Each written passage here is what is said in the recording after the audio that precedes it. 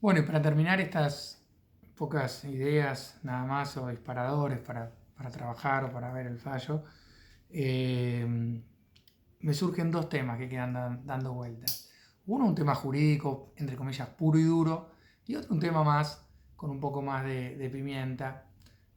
Vamos a empezar por el jurídico, que por eso me puse la camisa, eh, aunque no llegué a la corbata.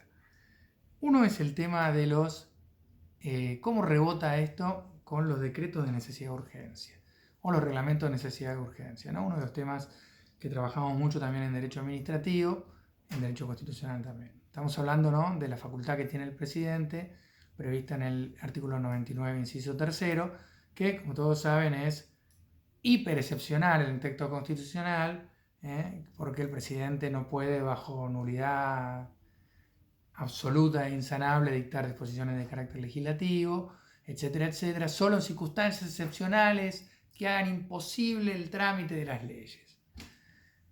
O sea, cuando uno lo analiza de buena fe y lee toda la obra de la doctrina y todo, se da cuenta que son situaciones muy excepcionales, que siempre se ponen los ejemplos, terremotos, catástrofes climáticas. Ahora de aquí en más vamos a agregar el ejemplo de las pandemias, ¿no? De situaciones como la que estamos viviendo. Pero la verdad de los hechos, una situación que tendría que ser súper excepcional es una realidad casi cotidiana o muy común en nuestra praxis constitucional, ¿no? Desde el retorno hasta el retorno de la democracia había muy pocos casos de decreto de necesidad de urgencia, antes incluso de su recepción constitucional. Desde el 83 hasta el 89 hubo algunos pocos.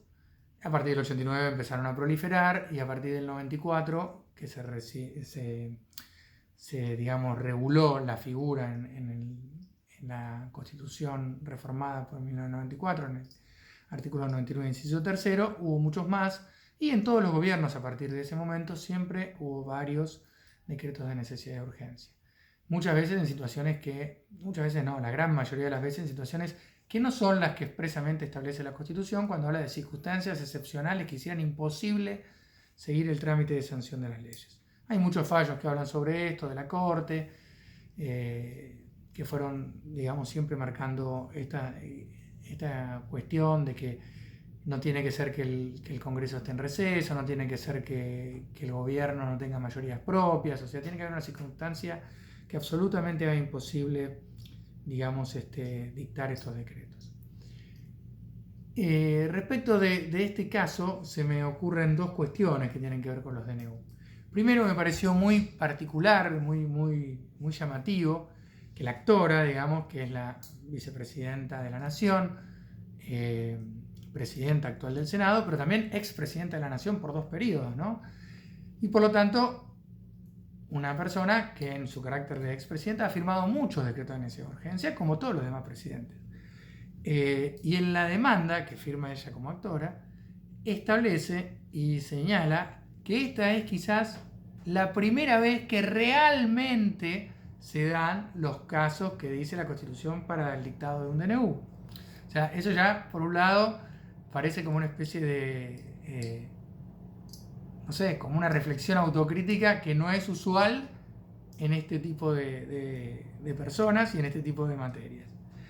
Y segundo, relacionado con esto, relacionado con los DNU, digamos, si la Corte Suprema ahora ha avalado expresamente la posibilidad de que el Congreso sesione de manera remota, de aquí en más va a ser muy difícil volver a decir que se dan las circunstancias excepcionales que hagan imposible el trámite de las leyes. Porque si a partir de ahora seguramente ya va a estar establecido que reglamentariamente esto se puede hacer, van a estar incluso diseñados los medios tecnológicos y reglamentado incluso el pormenor de estas sesiones digitales, ¿cómo podrá fundar de aquí en más un presidente que no se puede sancionar la ley? Que el presidente de la Cámara de Diputados, el presidente del Senado no puede convocar en un clic en una computadora o incluso desde un celular a que cada diputado o senador se constituyan en Cámara y traten un proyecto de ley.